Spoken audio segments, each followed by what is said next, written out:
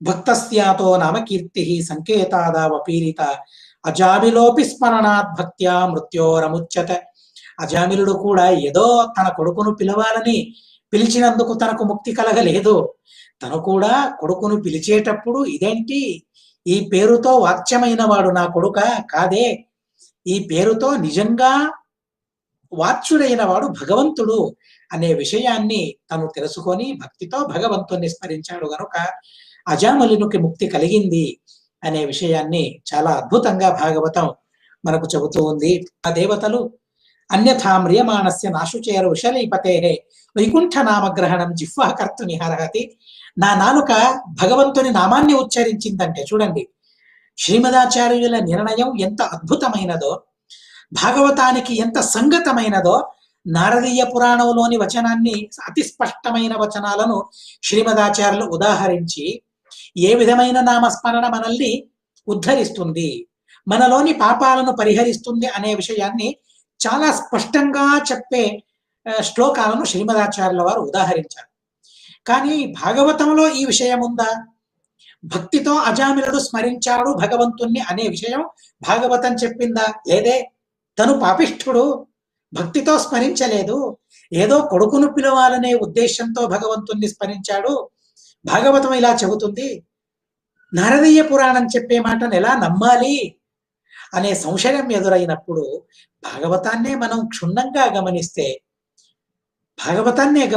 శ్రీమదాచార్యుల వారి నిర్ణయం ఎంత గొప్పదో మాకు అర్థమవుతుంది. భాగవతం చెబుతుంది, అజామిలుడు అనుకుంటూ ఉన్నాడు పశ్చాత్తాపంలో, సోహం క్వచాహం కితవ పాప, పాపం చేసిన నేనెక్కడ, బ్రహ్మోజ్జో నిరపత్రప, బ్రాహ్మణుడై జనించి బ్రహ్మనే పరిత్యజించాను, వేదాలనే పరిత్యజించాను, అసలు వేదోచ్చారణ మెరుగని నాలిక ఇది, భగవంతుని స్మరించడాన్ని ఎరుగని నాలుక ఇది.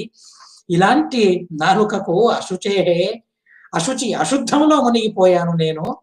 ఇలాంటి నాకు వైకుంఠ నామ గ్రహణం, నా నాలుక భగవంతుని నామాన్ని గ్రహించింది, భగవంతుని నామాన్ని ఉచ్చరించింది.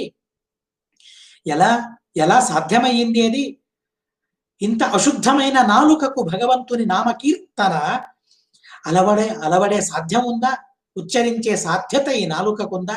సామర్థ్యం ఈ నాలుకకుందా? లేదే. అయినా నా నాలుక భగవంతుని నామస్మరణాన్ని చేసింది, నాలుక చేసింది భగవంతుని నామకీర్తన, మనసుతో భగవంతుణ్ణి స్మరించాడు.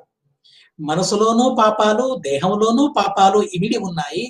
అయినా నా నాలుక ఓ మంచి పనిని చేసింది, నా మనసు చివరికి ఓ మంచి పనిని చేసింది. అందుకోసమే ఉపనిషత్తులు చెబుతాయి, శ్రీమదాచార్యుల వారు చెబుతారు, 100 సంవత్సరముల వరకు మనిషి బ్రతకాలట.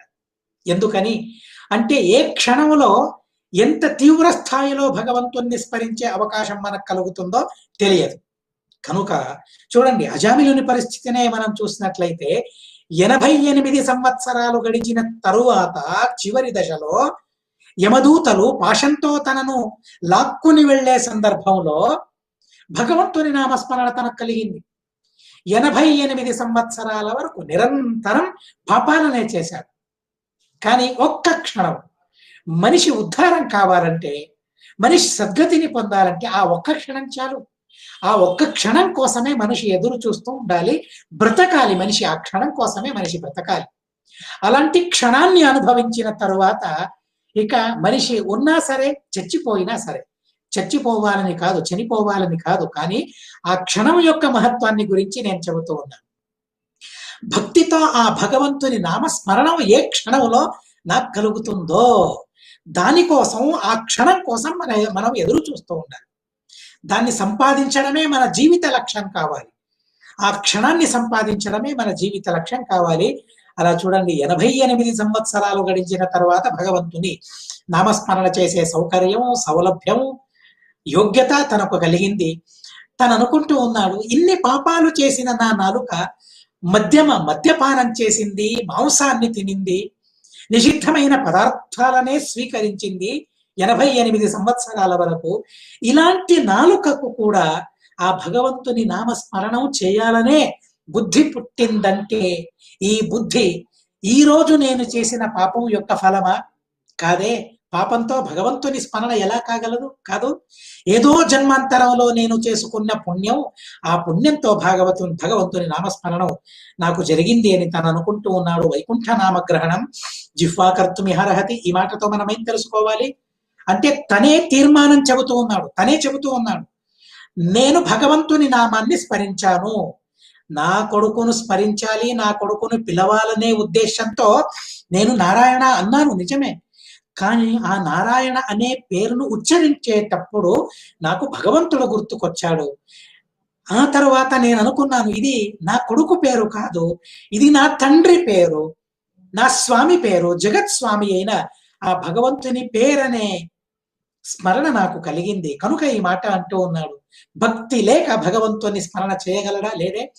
కనుక భక్తితో భగవంతుని నామస్మరణ నేను చేశాను. తరువాత అనుకున్నాడు, వారిరువురు సంవాదం చేశారు, వారెవరి సంవాదంలో నాకు లాభం కలిగింది. సరే అని గంగాద్వారానికి వెళ్ళాడు.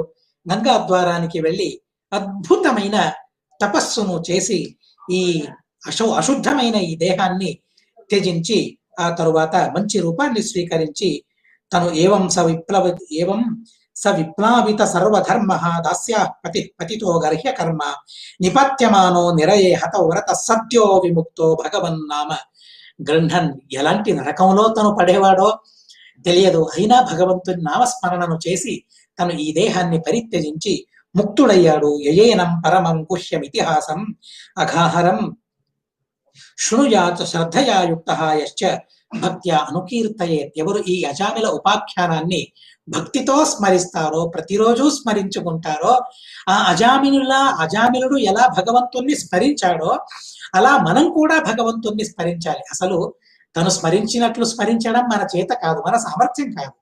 తను గొప్పవాడు, గొప్ప యోగ్యత కలవాడు కనుక క్షణంలోనే ఆ 4 అక్షరాలను పలికే సందర్భంలోనే విచిత్రమైన భక్తిని తను సంపాదించుకుని ఆ భక్తితో భగవంతుణ్ణి స్మరించుకుని ముక్తిని సంపాదించుకోగలిగాడు. అలాంటి స్మరణ మాకు రాలేదు, అలాంటి సామర్థ్యం యోగ్యత మాకు లేదు. అయినా ఆ అజామిలుడు చేసిన భక్తిలో పరమాణువంతైన భక్తిని మనం సంపాదించుకున్నా సరే మనం ముక్తిని సంపాదించుకోగలం. అసలు ఆ అజామిలుని కథను ఎవరైతే స్మరించుకుంటారో ప్రతిరోజు వారికి నరకం అనేదే ఉండదు. నవైస నరకం గచ్చేత నేక్షితో యమకింకరై. యమకింకరలు అసలు తనను చూడరు. అలాంటి పుణ్యాత్ముడు తనవుతాడు. యద్యప్యమంగలో మర్త్య విష్ణులోకే మహీయతే. ఈ దేహములో తను అమంగళుడైన ఈ దేహాన్ని పరిత్యజించి విష్ణులోకాన్ని పొందుతాడు. తను మ్రియమాణో హరేర్నామ. చివరికి అదే మాటను మళ్ళీ చెబుతారు, నిర్ధారాన్ని చెబుతూ ఉన్నారు. మ్రియమాణో హరేర్నామ గృణన్ పుత్రోపచారితం అజామిలోప్యగన్ అగాన్ముక్తిం కిముత శరత్యా గృణన్. అంటే తన కొడుకును పిలవాలనే ఉద్దేశంతో భగవంతుణ్ణి స్మరించి తను ముక్తిని పొందాడు. భగవంతుణ్ణే స్మరించాలనే ఉద్దేశంతో భగవంతుణ్ణి స్మరిస్తే ఇలా దీనికి అర్థం తెలుసుకోవాలి. అంటే అజామిలుడు అశ్రద్ధతో భగవంతుణ్ణి స్మరించాడని చెప్పడం లేదు భాగవతం. తను శ్రద్ధతోనే భగవంతుణ్ణి స్మరించాడు.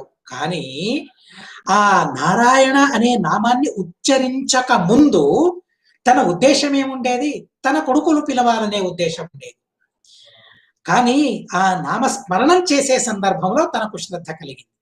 కానీ ఆ నామాన్ని ఉచ్చరించే కన్నా ముందు కూడా ఆ శ్రద్ధ, ఇది భగవంతుని పేరు, ఈ పేరును నేను ఉచ్చరిస్తాను, హరినామ కీర్తనం అహంకరిష్యే, హరినామ స్మరణం అహంకరిష్యే, భగవన్నామ కీర్తనను నేను చేస్తాననే సంకల్పంతో శ్రద్ధతో భగవంతున్నే స్మరించాలి, భగవంతుని నామాన్నే కీర్తించాలనే ఉద్దేశంతో ఎవరైతే భగవంతుణ్ణి స్మరిస్తారో వారికి అద్భుతమైన గతి కలుగుతుందనే విషయం చాలా స్పష్టమైనది. భాగవతం ఈ విషయాన్ని మనకు చెబుతూ ఉంది. ఇది శ్రీమద్ భాగవతే షష్ఠ స్కంధే ద్వితీయోధ్యాయ అస్మద్గురువంతర్గత తాత్విక దేవతాంతర్గత భారతీరమణ ముఖ్య ప్రాణాంతర్గత శ్రీకృష్ణార్పణమస్తు. అక్షరం కర్మరస్మిన్ పరే స్వర్పితం ప్రక్షరం యాంతి దుఃఖాని యన్నామతః అక్షరోయో అజర సర్వదేవామృతః కుక్షిగం యస్య విశ్వం సదా అజాదికం ప్రణరామో వాసుదేవం దేవతామండలా ఖండమండనం. హరి ఓం హరి ఓం హరి ఓం.